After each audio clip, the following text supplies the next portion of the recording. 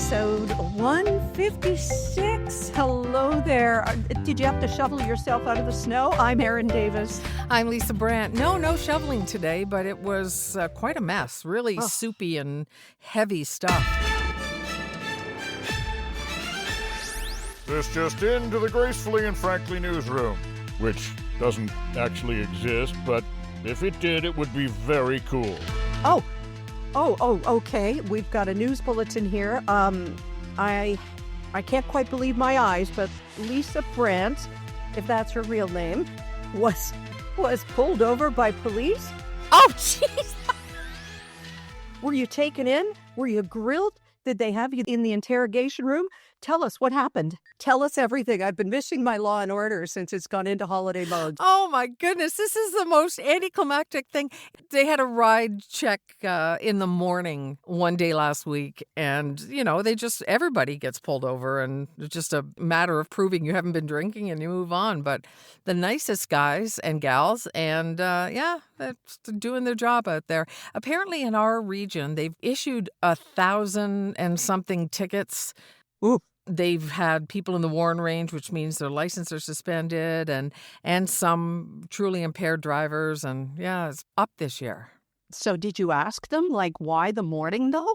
Yes, I did. I said, do people get started really early? And he said, no, they keep going really late. And around now, they're driving home. Oh, geez. And there are also those who wake and bake, right? They start up their day with a joint, which I cannot for the life of me figure out because I would never move if I had marijuana first thing in the morning. Yeah. If I had a martini first thing in the morning, I probably wouldn't have moved either. But... there were morning show hosts who did that, though. That's true. Brought their booze in a thermos. Very famously, one of them poured the contents into a plant and they couldn't figure out why. At the end of I don't know how many weeks, that plant kept dying. Well... That's why. Oh, Jay. Poor plant. Well, here's a guy who was very open about his alcoholism, but tomorrow he turns 100 years old.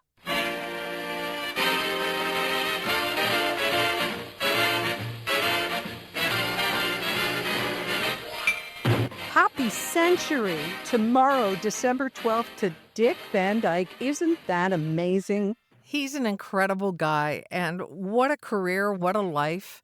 Yeah. And the fact that he made it, we all wanted Betty White to make it. She didn't make it, but Dick Van Dyke certainly has. That's really cool. Yeah, Mel Brooks next year. We've all got Mel Brooks in bubble wrap and Dick Van Dyke too. So he spoke to a publication about what he has done to make it to 100. And undoubtedly sobriety has played a big, big role in that. And when he was on a talk show discussing it, it was so touching because it was so open and so raw and honest at a time when celebrities don't really talk about their addictions and stuff. But the star of Mary Poppins and Chitty Chitty Bang Bang, he's got some tips for us all. In fact, he's written a new book, Lisa, called 100 Rules for Living to 100, An Optimist's Guide to a Happy Life. Yeah, well, there aren't that many people who could write a book like that authentically. Absolutely. He wears a hearing aid. His eyesight is dimming. But he says when you reach 100, a lot of things don't work too well, but sometimes I feel like I'm 15 again. So some of his tips, and you can take these or leave these. Regular exercise. He moves every single day, goes to the gym 3 days a week. This is going to make us feel like such houseplants. To do circuit training, and sometimes he moves from one machine to the next. He busts out a soft shoe dance. And he says that if he needs extra motivation to hit the gym, he promises himself he'll have a power nap as a reward. He also does yoga and stretching and says that his doctors can't believe it when he can touch his toes. All right. Not surprisingly, Dick Van Dyke's approach to aging is to not be that get off my lawn kind of guy. He taps into his playfulness. And that's, of course, so important. Making a toddler in a supermarket line laugh or looking for parts of the day where you can be playful. This won't surprise you. He has pets. Yes. He has 3 cats and a dog. Pets just lift your spirits. He hums, which you hate. I know you don't like people who hum or whistle, but he adds levity to his life by singing Where did and humming. hum come in? Hold on. Where did humming come in? It's just whistling. As long as the song, it's a song. Oh, Okay, just let's move whistling. on. Sorry. Okay. And he says, yes, he's open to different things. And that's kind of what you and I have been about, saying yes to things that we ordinarily might not do or are afraid to do, like my whole winter down in another country and trying to learn a new language. That's saying yes, right? And it's making my brain work. Right. And getting out of your comfort zone and making you stretch your, well, everything. Yes, he keeps his connections. Keeping social ties strong is a key to aging well with his grandkids and his great-grandkids. He also has sung with an a cappella group for 25 years, and they're all younger than him, so he feels younger. Everybody's younger than him. Exactly. That's his point. He says, I don't have many pals my age. Yeah. So those are some tips to living to 100, whether you want to or not. I think his wife really helps too. His wife, Arlene, who is 54. They got married when she was 42. Yeah. 12 years ago. And I saw an interview with him saying that she made it a point to learn all the songs he loves. Mhm. And he doesn't know any music she likes. Yeah. But but she's like a companion for him, like an old soul who loves to dance and do the stuff that he does. So that's kind of cool. It is. Happy birthday, Dick Van Dyke. A smile is just a frown that's turned upside down. So smile and that frown will defrost. And don't forget to keep your fingers crossed. And watch out for that ottoman.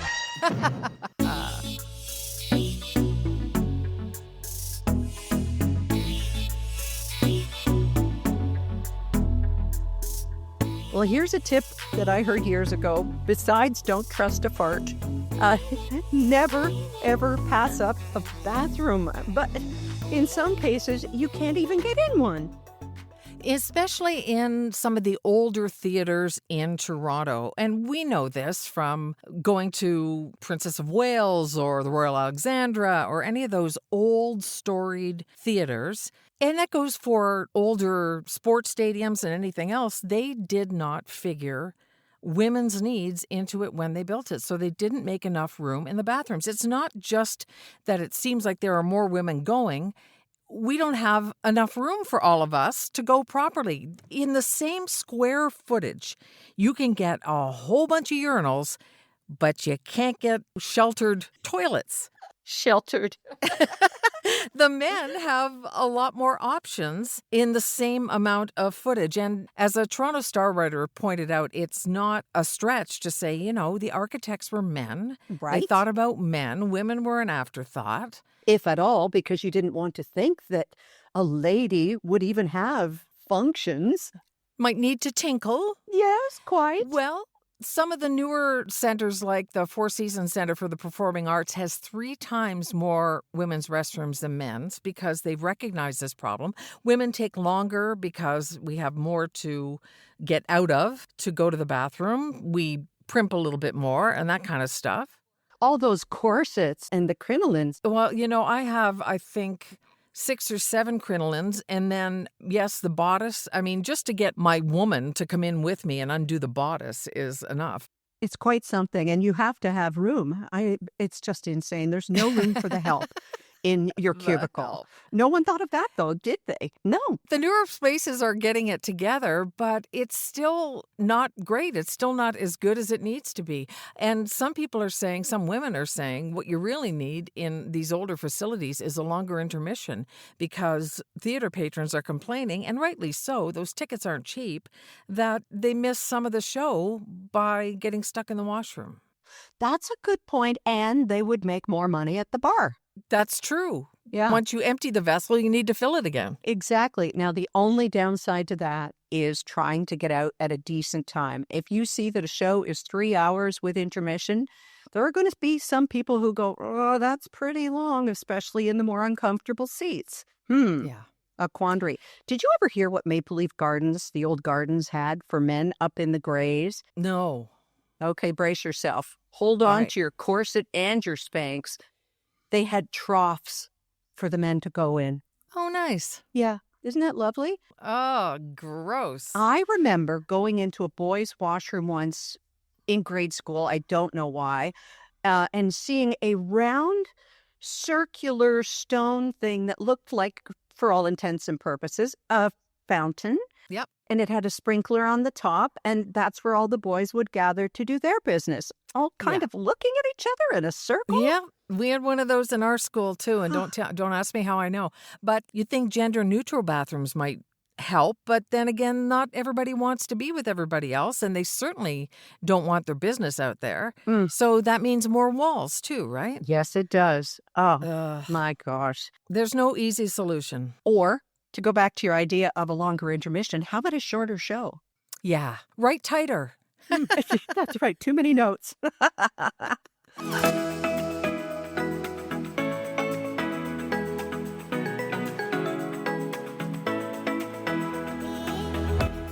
Hey, you know what a lot of people are looking forward to getting under the Christmas tree or around the Hanukkah menorah this year is an envy pillow. And one of the things I've heard from some people who are thinking about buying an envy pillow is that they're concerned about the investment. Is it really going to do what it says it is? And we know it is. It is. This is where Kathy and Kim are so wise because they give you 90 days to try it out. You have 90 days to see if it works for you, find out whether it's comfortable, and it will be, and whether you sleep better, and we know you will, and all of the other things that go along with it.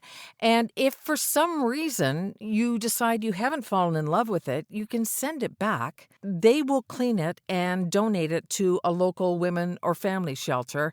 And nobody loses. Research shows it takes a minimum of 10 nights for your body to get used to a new pillow. Huh. So they want to make sure that you have the chance to get all the benefits and figure out how it works for you. That is so amazing because if you have an Envy travel pillow, you don't spend those nights in a hotel room trying to get used to their pillows. Find out more at envy, ENVY, pillow.com. Use the code GF for 10% off. And don't forget, before Christmas, you get 15% off if you buy their sheets. Sweet dreams. Back to Dick Van Dyke's advice about saying yes to things. Saying yes to travel outside your comfort zone is a big thing. Mm-hmm. Many people crossed into the U.S., just routinely every winter or just to shop. And not doing that this year is a big leap. Last week, we had a call from Rini, who was looking for Gracefully and Frankly listeners' input and feedback on ideas of places to go to that aren't in the U.S. And she said, what were her criteria? She wanted to golf. She Yep. wanted to relax. She wanted Yep. heat. She wanted to get away from the snow that closed schools yesterday. Oh, my God, Lisa, I was thinking of you. Okay, so what did our brilliant listeners come up with? Well, there were quite a few different suggestions. Leanne says she and her husband just got back from the Dominican. They had a lovely 10-day trip. She says she wasn't sure if the DR has golf courses, but I checked and they have like 13 in Punta Cana alone. Wow. There's lots of golf in the Dominican, so that's an option. Denise said Curacao, Bermuda, and Barbados all have great golf courses. She loved Barbados, although she doesn't golf, but she saw the courses. And the other two she says she's heard about from friends. I looked them all up. They all have golf courses. Everybody has golf courses. Oh, they're huge money. Yeah. Oh, my God. It costs so much to golf on vacation. It does. Ah! Tiffany suggests Australia's East Coast on our Gracefully and Frankly Facebook page, talking about Sydney, Melbourne, Brisbane, the rainforests, the Great Barrier Reef is there, all that kind of stuff, and lots of world-class golf if you want to travel a little further afield. Yeah, that is far afield. I'll tell you, my sister Leslie said she would move there. She loved Australia, and the people were so wonderful and so beautiful. Oh. My niece, Lindsay, is there and has been there for over 10 years. She's engaged to an Aussie, and she has no intention of moving back. She absolutely loves it, so I get it. Oh, if you need someone to go to Australia with for the wedding, I'll go. Well, I have to be knocked out for a flight that long, so we'll see. Yeah, no kidding.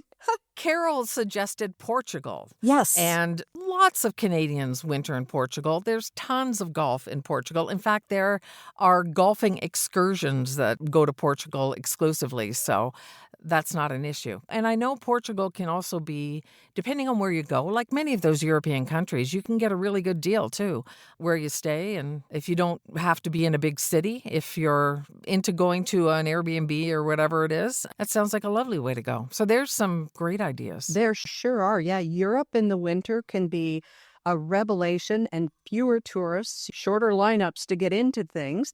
Also, Yes. Cuba. Cuba is a big popular destination for Canadians. There won't be any Americans there, which may or may not be a good thing, depending on how you feel. Good people are good people no matter where you go.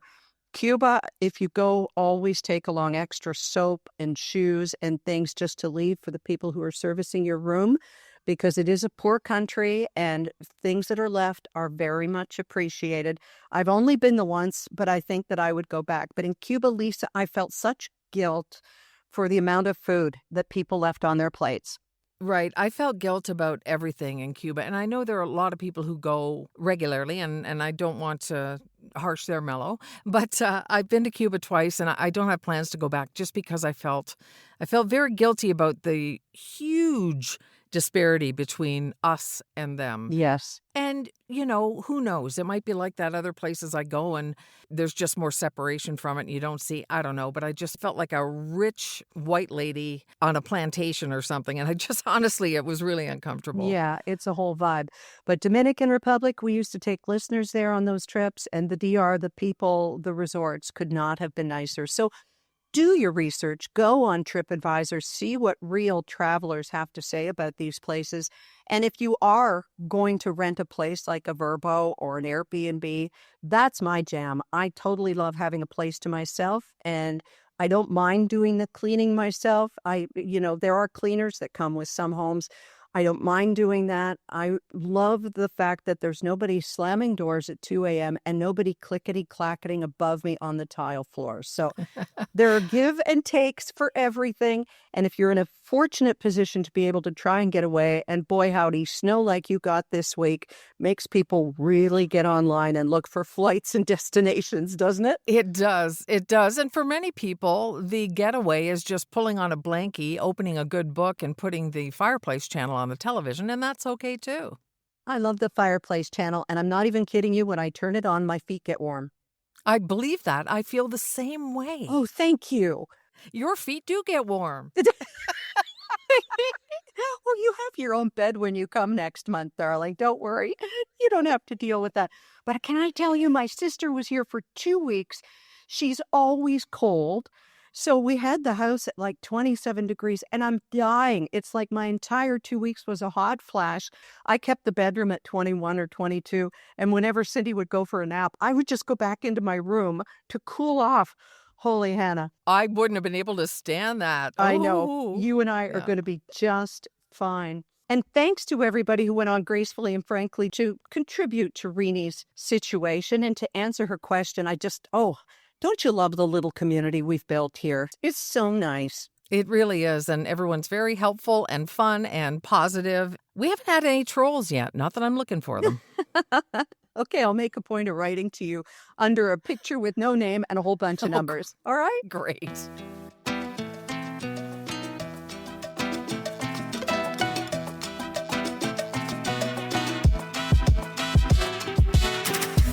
Say, Rita wrote to Sierra Sil, and the only reason we got it is the big boss at Sierra Sil, Michael Bentley, who was a man steeped in integrity and the founder of Sierra Sil, a Canadian, Vancouverite. He sent it along to us, and she said, I've been using Joint Formula 14 for over a year now, and I've found it's been very effective helping with joint pain. Here's where we come in, Lisa. I first heard about your company through Gracefully and Frankly, and used their GF code, which of course is 14% off. This November, I opted into the Black Friday deal. The products arrived quickly and ordering was very easy along with fast delivery. Well, Rita, thank you. Thank you for those kind words and for also giving a shout out to GNF because as I said to Michael, we know our listeners trust us and use Sierra Sil because we trust you and we use Sierra Sil. So that's just great. And they've got more products than just the capsules. They've got things for your pets and a spray for joint pain as well. Sierra, like the mountains, SIL.com. And yeah, as Erin mentioned, use the code GF for 14% off. Hey, are you feeling a little jittery from all the coffees you've had in the last day or two? Because Nancy bought us 10 coffees this week. What? We haven't had to turn on the percolator for a few weeks, so let's do it.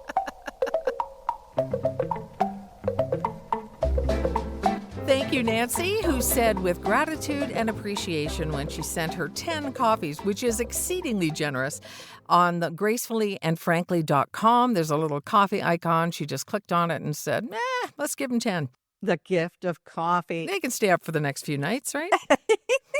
Oh, that made our month. Thank you Yeah. so much, Nancy. And she's had some health scares this month, and we both wrote her an encouraging word, and she's doing just great. So our wish for her and for everyone listening, for you, is a healthy and worry-free 2026. So next week, when we wrap up the year, are we going to have some best ofs or words of the year, or do they have to be clean? And I think we should wrap up the year with whatever we feel like. Highs, lows, in-betweens, whatever it is that brings us together. I hear you have a song of the year. Are you going to sing it for us? Oh, I think I'm going to have to, because Uh-oh. otherwise I have to buy it. There's Oh. no way to get it. Like, I don't want to violate copyright. Right. And because it came out in the year, it's only available, I don't know. And even if I download it, I buy it, I'm not allowed to play it for public use. So I'm probably going to have to sing it. I sang in an audition last week, Aaron. I sang Pearl Jam. And unlike Eddie Vedder, you could understand the words when I sang it, but I don't know if I hit the notes as well. But I'll give it a try. I'm not saying it's going to be good, but it'll be funny. Well, it's interesting at the end of the year that Spotify lets everybody know what they listen to. And somebody said that when we were kids, we didn't need Spotify to tell us what we'd listen to. We would turn on the radio and listen to the top 100 countdown and record it. Damn it. Absolutely. That is so true. Back to our hero, Dick Van Dyke, talking about his hearing failing and his eyesight failing, which if we live long enough, it's going to happen to all of us, Yep. of course. Although our friend Mira, who lived to 99, she could hear everything, glasses Wow. she needed. But you've been going through a whole journey in 2025 with your hearing aids. And we share this as a way to kind of nudge you, not with fear, but just to put you on the right path. If next year is the year you're going to say, okay, I'm tired of asking people to repeat themselves. So fill us in. It was time to replace my hearing aids. And unfortunately, this pair didn't last as long as the ones before, but they're only guaranteed for 3 years. So anything beyond that is a bonus, right? But I did learn something, and that is there are no Canadian manufacturers of hearing aids anymore. Interesting. There are Canadian research centers, there are Canadian repair centers, all that kind of stuff. Not a single Canadian manufacturer anymore, because that was one of my top priorities, and there's nothing I can do about it. So they gave me loaners for, I don't know, maybe 3 weeks. And then I went in and talked to an audiologist from one of the companies, and I got their loaners as well. Now, are loaners for a test drive? Yep. You get a loaner pair in the type that you want to buy, that you think you might want to buy. And they let you have them for 3 weeks or whatever. So you really get a chance to find out whether they're going to work for you. And I absolutely love them. So, of course, I go back in this week and say, hey, these are the ones I want. They're fantastic. They're so easy to use, and the app is great. And they say, great, they'll probably be in 4 to 6 weeks. Here's a pair of worse loaners. Until Jeez. then.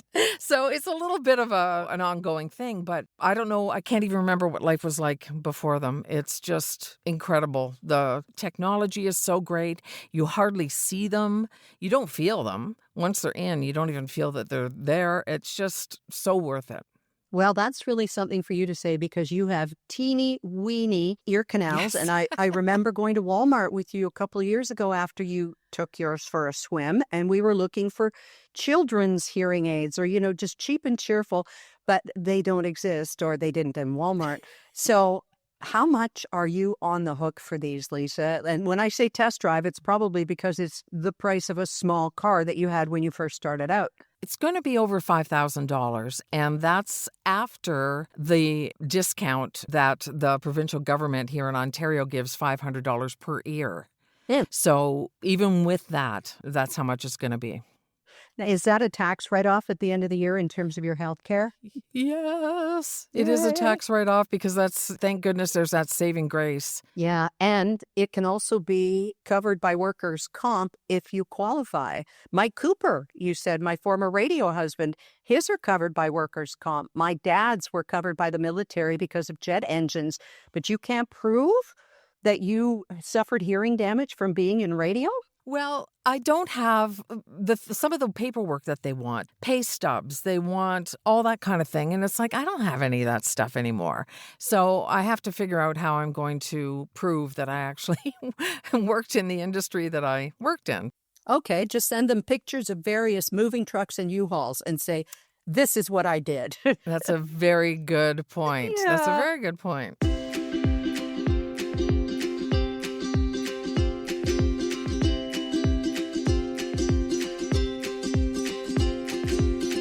Well, good luck to you, and I'm so glad that your hearing is on its way to being perfect again.